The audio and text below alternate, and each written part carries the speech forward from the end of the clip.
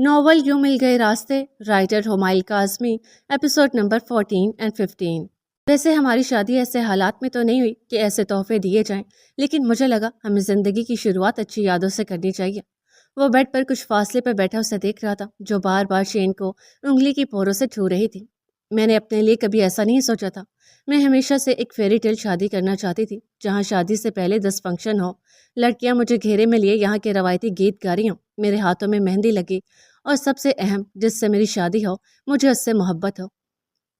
ابوذر کے چہرے پر ایک سایہ سا گزرا، لیکن وہ زبردستی کی مسکراہٹ چہرے پر سجائے خاموشی سے اسے سن رہا تھا۔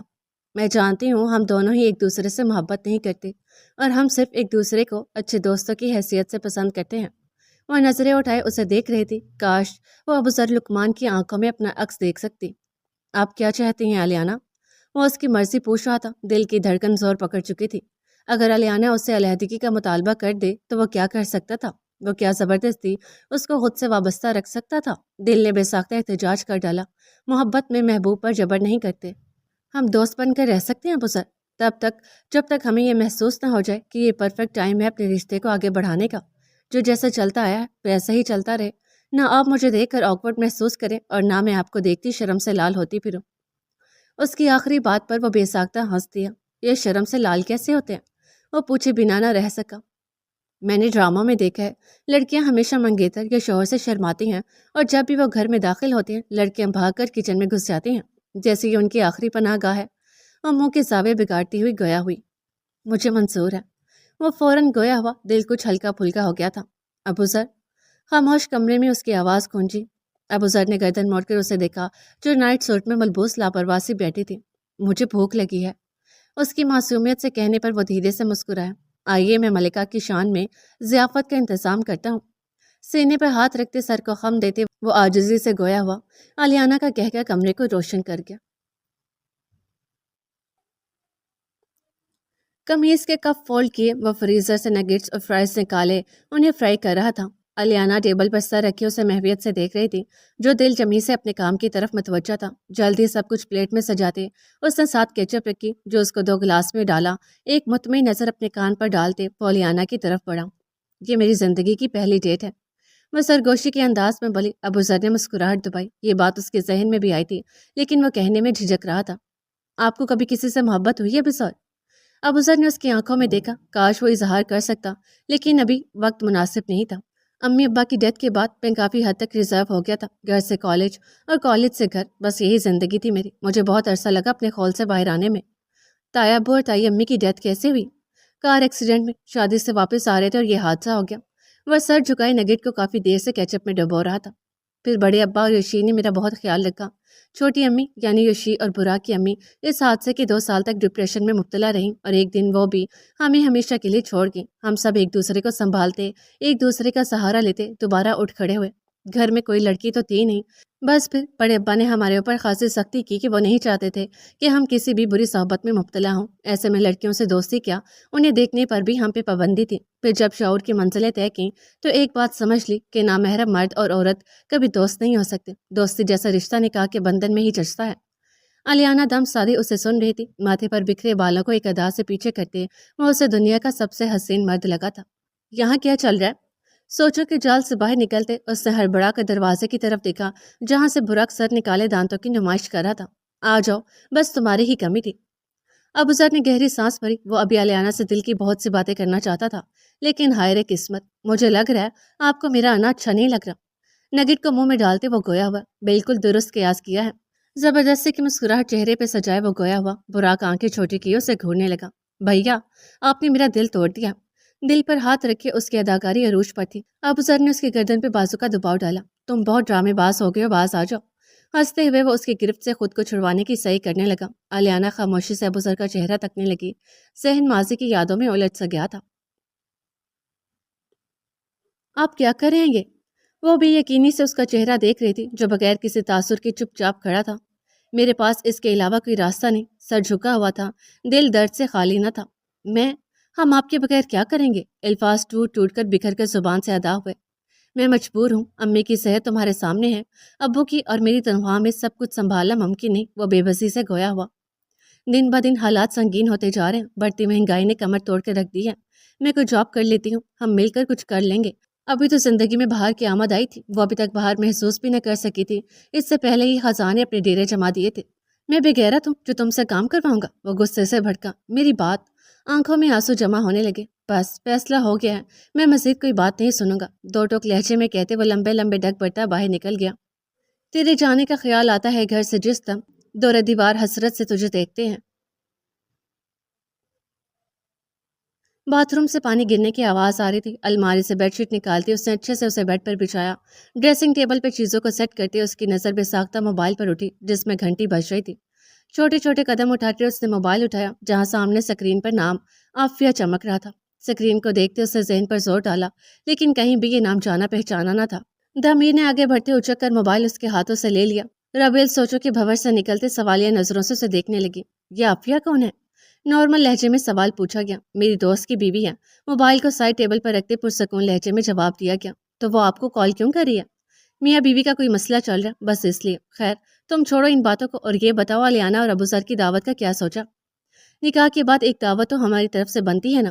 دمیر کا داور آئینے کے سامنے کھڑا بال بنا رہا تھا۔ رابیل نے دل ہی دل میں اس کی نظر اتاری جو نیلے رنگ کی قمیض شلوار میں وجیح لگ رہا تھا۔ فی الحال تو آپ کی اطلاع کے لیے عرض ہے کہ آسی آنٹی تشریف لا چکی ہیں اور 2 دن تک کاموں کے انبار میں دعوت کا تو سوال ہی پیدا نہیں ہوتا۔ ایک بار سارے کام سیٹ ہو جائیں پھر ویکینڈ میں ان کی دعوت کر دیں گے۔ دامیر کو اس کی تجویز مناسب لگی۔ چلو جو تمہیں مناسب لگے، میرے دل اور گھر میں تمہارا ہی اختیار چلتا ہے۔ جب جو کہو ہم تسلیم ہم کرنے کو تیار ہیں۔ اس کے چہرے پہ پھونک مارتی نرمی سے اس کا ناک دباتے وہ باہر کی طرف بڑھا۔ دامیر مقابل کی پارٹ در آواز سنتے وہ الٹے پاؤں کمرے میں داخل ہوا۔ صوفے پہ گرے گیلے تولیے کا اٹھا کر سٹینڈ پر لٹکایا۔ پسندیدہ عورت کا ڈر سب ڈر و خوف پر بھاری ہے۔ ہاتھ کا سلوٹ کے انداز میں کنپٹی سے لگاتی وہ اسے ہنسنے پر مجبور کر گیا۔ وہ تو خوشبو ہے، ہواؤں میں بکھر جائے گا۔ مسئلہ پھول کا ہے، پھول کدھر جائے گا؟ ہم تو سمجھے تھے کہ ایک سہم ہے، بھر جائے گا، کیا خبر تھی کہ رگ و جاں میں اتر جائے گا۔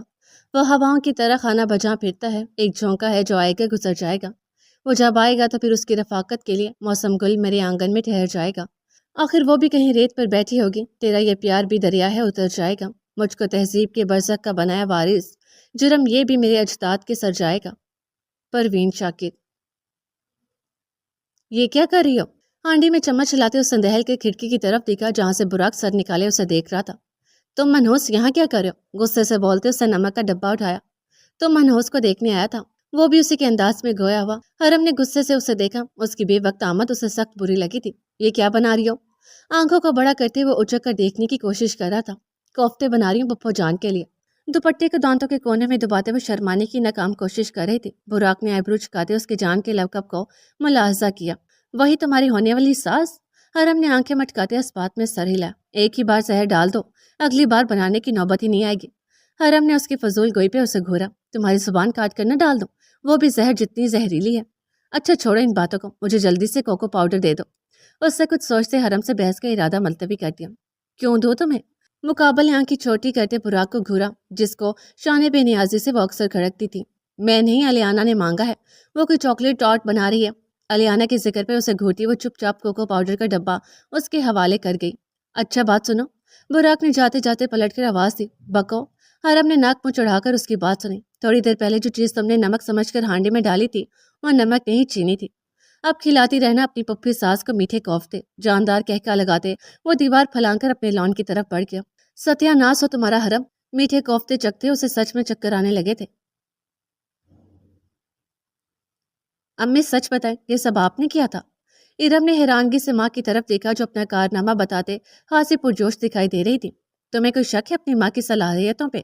انہوں نے الٹا بیٹی سے سوال کیا۔ بالکل نہیں، آپ کے سامنے تو بڑے بڑوں کی عقل معاف ہو جاتی ہے۔ اچھا مجھے شروع سے بتائے کیسے کیا آپ نے سب کچھ؟ بہت زبان چلتی تھی نا اس لڑکی کی، ایسا رسوا کیا ہے کہ پوری زندگی کسی کو منہ دکھانے کے قابل نہیں رہے گی۔ اور اس دن اتفاق سے میں رحیم صاحب کے گھر چلی گئی، وہاں ابوذر اور الیانا اسٹور میں کام کرتے نظر آئے۔ میں نے پیچھے سے جا کر دروازہ لاک کر دیا، پھر آرام سے گئی اور عورتوں سے باتیں کرنے لگی۔ باتوں ہی باتوں میں ان کے سامنے الیانا کے کردار کو مشکوک کر دیا اور ان کے ذہن میں اس کو لے کر غلط خیال پیدا کر دیا۔ آگ بھڑکی اور میں آرام سے وہاں سے اٹھ آئی، نہ کسی کی نظر پڑی اور سانپ بھی مر گیا اور لاٹھی بھی نہیں ٹوٹی۔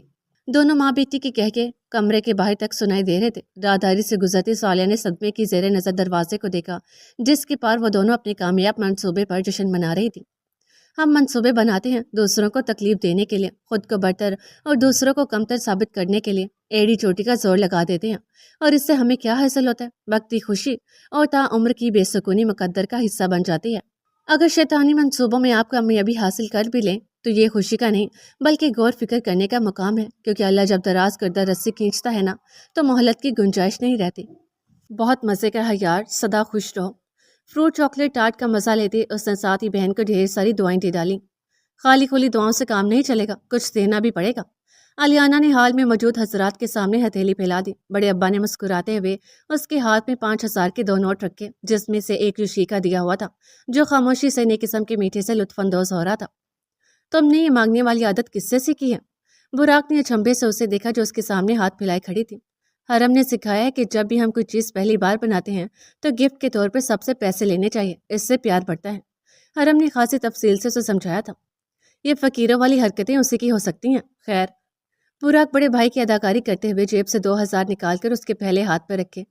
ابو سر کو یہ مت دینا، اسے پائن ایپل سے الرجی ہے۔ آخری چمچ منہ میں ڈالتے ہوئے شیر نے ساتھ ہی الیانا کو ہدایت دی، جس کی نظر بے ساختہ اوپر والے کمرے کی طرف اٹھی۔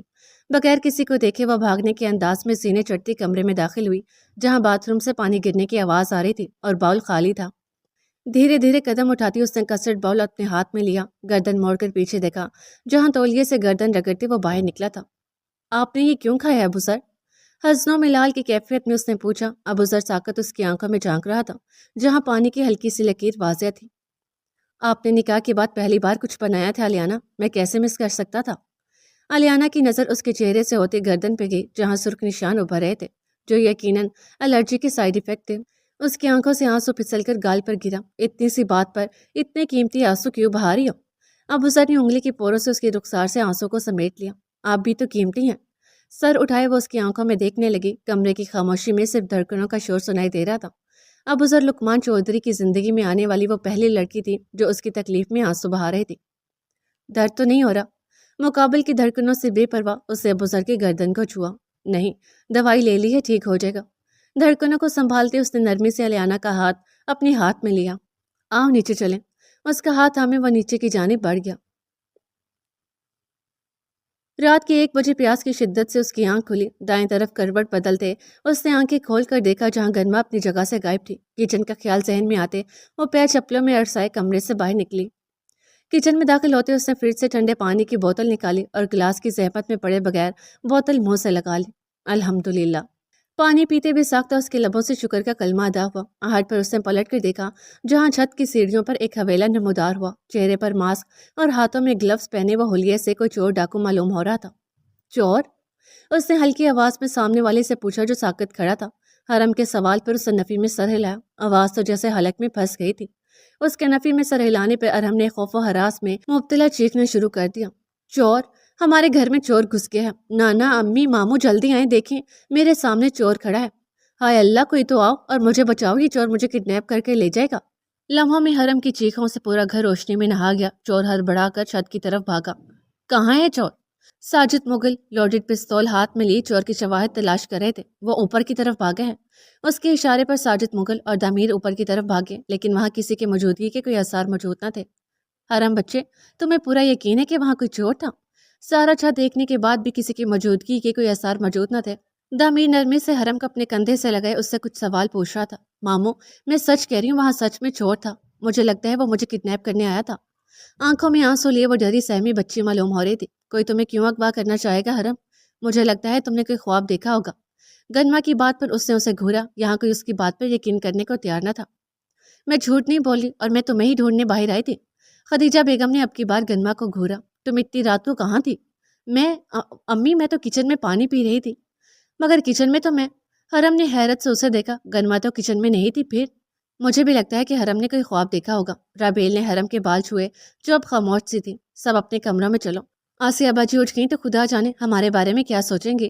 خدیجہ بیگم نے نند کا خیال کرتے سب کو کمروں میں بھیجا۔ دامیر پتر، ایک بار پورے گھر کے دروازے دیکھ لیا۔ ساجد مغل کی ہدایت پر وہ اٹھ کھڑا ہوا۔ جی اچھا ابا، آپ بھی آرام کریں۔ وہ ضد کا پکا تھا، اس سے جانا تھا اور وہ چلا گیا، پیچھے والوں کو ویران کر گیا۔ 2 دن پہلے گھر کے کام کرتے وہ اچانک سے بے ہوش ہو گئی تھی۔ امی ابا نے جلدی جلدی اسے ہسپتال پہنچایا، جہاں ڈاکٹر نے اس کی امید سے ہونے کی خوشخبری سنائی تھی۔ خوشی سے دمکتے چہرے سمیت آج وہ یہ خوشخبری مصطفیٰ کو سنانے جا رہی تھی۔ کیا کہا تم نے؟ اسے اپنی سماعتوں پر یقین آیا۔ وہی جو آپ نے سنا ہے، آپ بابا بننے والے ہیں۔ شرم سے سرخ ہوتے چہرے سمیت وہ گویا ہوئی، دل میں یہ امید موجود تھی کہ مصطفیٰ اب ضرور واپس آ جائے گا۔ اس معاملے کو فی الحال کے لیے ختم کر دو۔ نور کو اپنے ارد گرد آکسیجن کی کمی محسوس ہوئی۔ کیا کہا آپ نے؟ میری بات سنو، ہم اس وقت فائنینشلی بالکل اسٹرانگ نہیں ہیں کہ ایک بیبی افورڈ کر سکیں۔ میں بھی چاہتا ہوں کہ ہماری اولاد ہو اور ہم اسے ایک بہتر زندگی دے سکیں، لیکن اس وقت نہیں۔ تو میری بات سمجھ رہی ہو نا؟ فون کی دوسری طرف صرف سکوت چھایا ہوا تھا، نور کے دل کی طرح۔ ملال ہے، مگر اتنا ملال تھوڑی ہے، یہ آنکھ رونے کی شدت سے لال تھوڑی ہے۔ بس اپنے واسطے ہی فکر مند ہے سب لوگ، یہاں کسی کا خیال تھوڑی ہے۔ پروں کو کاٹ دیا ہے اڑان سے پہلے، یہ خوف ہجر ہے، شوق وصال تھوڑی ہے۔ مزہ تو تب ہے کہ ہار کر بھی ہنستے رہو، ہمیشہ جیت ہی جانا کمال تھوڑی ہے۔ لگانی پڑتی ہے ڈبکی ابھرنے سے پہلے، غروب ہونے کا مطلب سوال تھوڑی ہے۔